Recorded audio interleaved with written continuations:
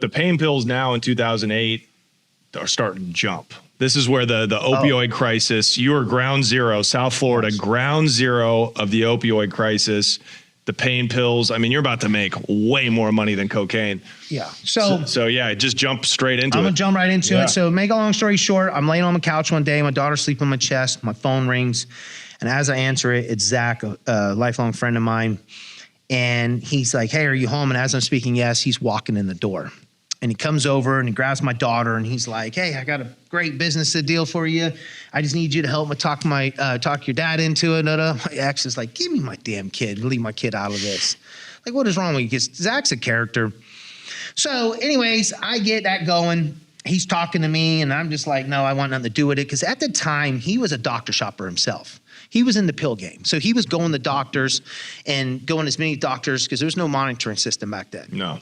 So Purdue Pharma had lobbied Congress to exempt them from prosecution and all these laws to make this the wild, wild west. You know, money bribes everybody. Big Pharma controls the world. Yeah. At this time, I don't know none of this. All I know is I do not want to be involved. I've seen what pills and heroin do to people. Coke is bad, but not on the level of pills and heroin. No, I agree. It's horrible. Yeah. Like when people are like literally like, I will rob from my parents. I will just, whatever, do things, sexual acts they would never do in their whole life for it. I don't want to be around it. Right. So I kept telling him no. And he's like, oh, come on, man. Come on. There's so much money to be made in this. It's ridiculous. So for months, he was asking just to borrow money. And I said, why don't you go to your dad? His dad's a big developer. And then he's like, dude, my dad don't even believe me. He ain't going to give me nothing. Because Zach was wild. He was a crazy rich kid. You know what I'm saying? Just wild. And so he's hustling, selling drugs, doing his own thing. So months go by. He offers to take me out to lunch one day. He shows up. Come on, let's go. Let's go to Rachel's because that was my spot in West Palm, Rachel's Steakhouse, which is a strip club. It's like $110 a steak. Like, so it's really good. Anyways, we go past and like, where we're going. He's like, we got to make a stop. So he takes me to the clinic. It's off Commercial Boulevard in Fort Lauderdale. And I walk up and I'm sitting there watching like Commercial Boulevard is like downtown. Like there's cars, cops going by, businesses, people walking everywhere.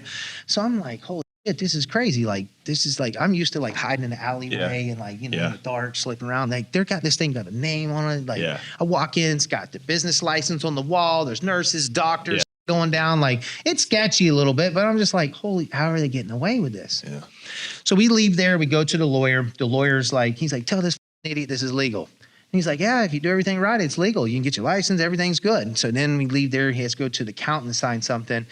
And he says, tell this idiot that all this money is legit. And he's like, yeah, you can put it all in the bank. You can file taxes on it. Everything is good. So I'm like thinking, the little wheels are that's right. Like, me, I'm like, he's starting to itch again. He's starting to itch. So I'm just like, man, dude, I'm like, dude, this is too crazy. I'm like, but I still not all the way in.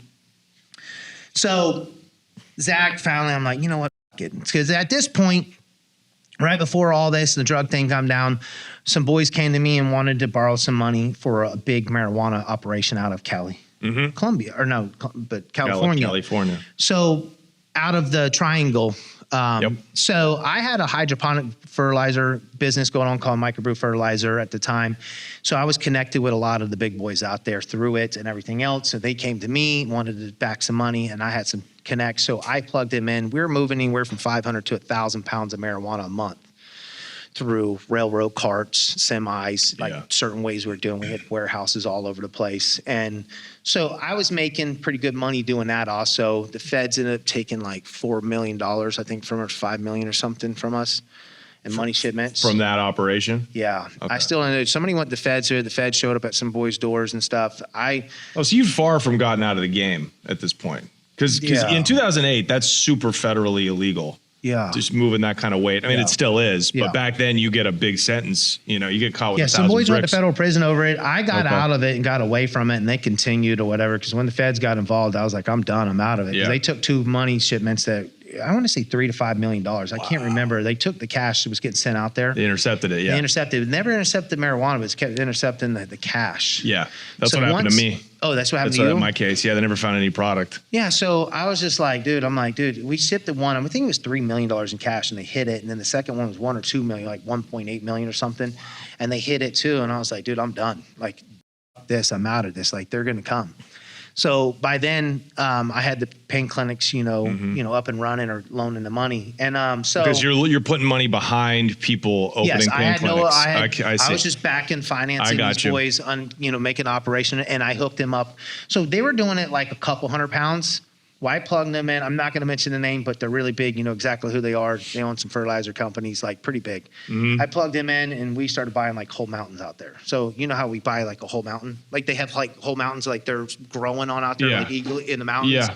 So there might be like 1 or 2 mountains out there, like there's just like tons of growing on it. Acreage, yeah. Yeah. So like literally they control like so much of it. So we're going out there, like I'm sending a guy out there.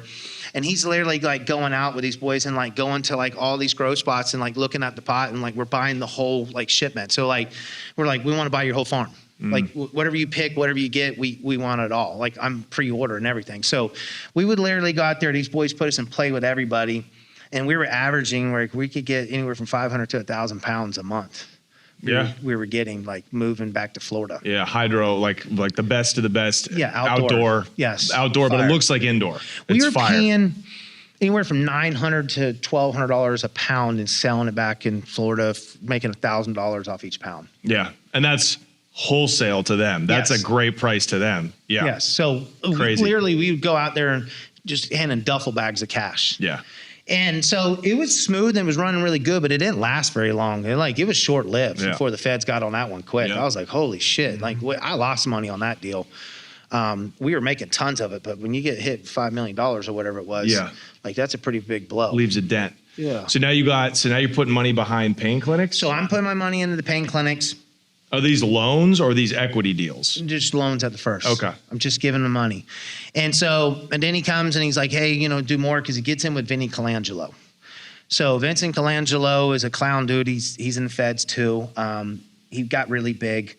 Like I said, if you want to do something illegal, it's really fast to grow. You can grow quick. So he got pretty big. He's the one that has the YouTube videos where the warehouse is full of cars. Like they have semi rigs out there. It's on my YouTube thing or on my TikTok. So it's on YouTube where the feds like video. It's all over the news. Like he had everything size of Bugatti. Like every car, these huge warehouses full of cars. Wow. And he would hide all of his money in cars and stuff, like collectible cars. He'd pay cash for them, hide them in warehouses. Yeah. So it was smart, but if you don't keep your mouth shut and feds watch you go to every day pulling a vehicle out, of course they're going to seize it. Right. So that whole thing, hiding your money in your mama's name, doesn't work. I don't care what anybody says. So anyways, I get into the pain clinics. And I just back on the money. He's going to give me the money back. And then he comes to me one day. He's like, hey, listen, I'm not paying you back. I'm like, what do you mean? He's like, you're going to business with me. I need more money. So I'm like, well, fuck it. I'm like, by now I see everything. I've been around it. I'm like, let's do it. I'm like, but here's the deal. He's like, we're going to do it legit. There's enough money to do this legally. He's like, dude, we can do it illegal like them, but they're going to go down. Why? There's so much money. We'll never make this much money in our life. And he's like, we can do it legit. I'm like, I'm in. As long as we're going to do it legit, because now I got this kid. Everything's coming, crumbling around me. Yeah. I'm like, let's just do it. I'm thinking like, retirement fund for her, like, future. So I'm like, okay, let's do it. Meanwhile, my one business, because 2008, the economy crashed. My other business, falls, real estate falls. I have no other way of making no other money. Right. I'm loan sharking is how I'm making my money. I'm not making much. So everything's falling apart.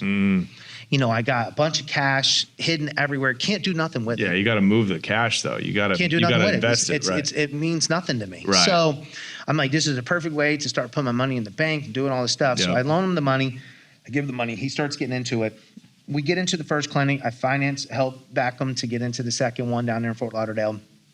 And then Vinny starts screwing him, and he's just a junkie.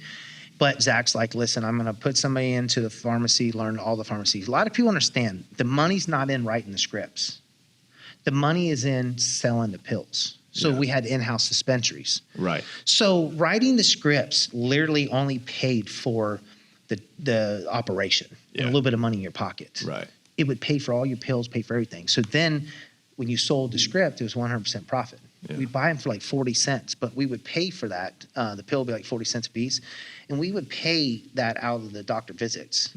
So then we'd turn around and sell the pills for $3-4 a pill. Right. So you get in the pills, and who are you're buying them? How much at a time? So that's the problem. So the DEA controls all this. So the Yeah. DEA gives you your license. They approve your clinics. They inspect them. They do everything.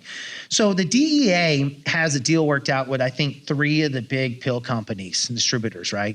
And they'll tell them like, okay, this quarter you can make this many pills. You can make this many pills. You can make this. So they might say like 6 million for this one, 1 million for this one, 3 million for this one. And then they'll say like this quarter the country can only get this so much because they don't want to all just go down here and not to the rest of the country. So they have this way of mapping it out. So then that's the problem. So you had people like the George brothers and the rest of them that had been in a little bit longer, and they had the connects and the plugs. So they were getting majority, then Vinny, and then these other ones. So it became an issue where like we could write more scripts and sell more pills than we could buy pills. So they would have to go to pharmacies and everywhere else to make the money. So some months we get a lot of pills, and the next months we wouldn't get nothing. They'd already be sold out. They would push them too fast. We'd go months without no pills. And that's the problem why, like, some months we make a lot of money, some months we didn't. I mean, within no time, I want to say in our prime, we were bringing in $4 million a month. Crazy. When the pills were jumping, when you had the supply. Yeah, when we had the supply. And that was still where we couldn't even supply. We'd say we'd supply 20 days out of 30. And we're making $4 million a month. Is that revenue or net? So we'd bring in 4 and we were clearing $2 million a month. And that's between how many clinics? So when we had that was when we had 3 clinics. And we were opening them up as fast as we could go. Yeah. So we wanted to get out of South Florida and we wanted to go to Jacksonville. And the reason why is because you had Vinny, the George brothers. You had a group of guys down there that were trying to control the market down there, and all these little guys popping up. And we wanted to go do our own thing. And we knew that out-of-state patients where the money was at. Yeah. Because when they're coming from other states down here, you can charge them more and everything else. And the locals down here would, hit all the cheaper ones, and it just became an issue. So we knew where the money was at. And we're like, well, we want to be under Florida law. Yeah. And let's go to Jacksonville. It's a pretty big city. It's the biggest city up north. And I'm like, closer to all those states up there. Yeah, so it's closer. For out-of-towners. Yeah. So we would cut off 6 hours down, 6 hours back. Yeah. So it's 12 hours we're saving them under the same Florida laws. Right. So we're like, we're going to Jacksonville. You're clipping off their fiends. Clipping them off. the drug trade off. So we did that. So then we were thinking like, well, how are we going to get patients? We can't really advertise right now because if Vinny finds out we're trying to steal his patients, he would just kick us out. Before we copied all the paperwork, knew all the ins and outs. We needed to know all the ins and outs. So we kind of just shut our mouth, and then Zach and them were like, we'll just steal the George brothers. They're the biggest. So the George brothers did it on like, to us, everybody in the whole industry thought it was dumb. They had like a Costco, Walmart like style 3-story like old bank building that was huge, and they're seeing like 400 or 500 people a day type stuff. Yeah. Well, meanwhile, we were going to see 400 or 500 people within like 5 or 6 clinics, to where it didn't look so bad. Like they would literally have guys that were flags and like line, like it was ridiculous. The dumbest thing. Like for being so smart, that's the dumbest thing to do. Like, and for people that need a refresher, one of the George brothers was on my podcast. He was on the show last year. Okay, what was his first name? Chris George. Chris George, yeah. Yeah. So Chris and Jeff did it on a big scale, but it was just like everybody was laughing about it. Like, dude, why would you want to? That's like riding around on 26s. Right. You know what I'm saying? Yeah. Like, it's just dumb. So once we hired a stripper to go in there to steal his patient list, and we're going to steal them because they were going around. I don't know if you heard stories where they're taking like ball bean bearings and like hitting them through people's windows and throwing bricks and threatening. No, dude, they did some dumb, like childish stuff. Like literally sit away from it and take a ball bean bearing with like a little rock shooter thing and like shoot and knock out windows and stuff and like throw bricks and threaten them and call and send people by to harass them. Like they own the industry or something. Like, how dare you? So we were like, well, fuck you. Then we're going to show you what type of people, like, dude, it was dumb to do what we did. And here he goes again. This shows our age. Yeah, right. For real. Yeah. So we did it. She couldn't get it, so we found another way to get it through Pete Tyndall. He had the MRI machine. I don't know if you ever heard the story about the guy that had the 18-wheeler MRI machine behind the strip clubs. No. So there's a guy, he was a black dude from like Africa or something. He spoke with a foreign accent, smart dude. Like he had it going on, and he was dumb. He's in the feds because he went and got into the pain clinic business.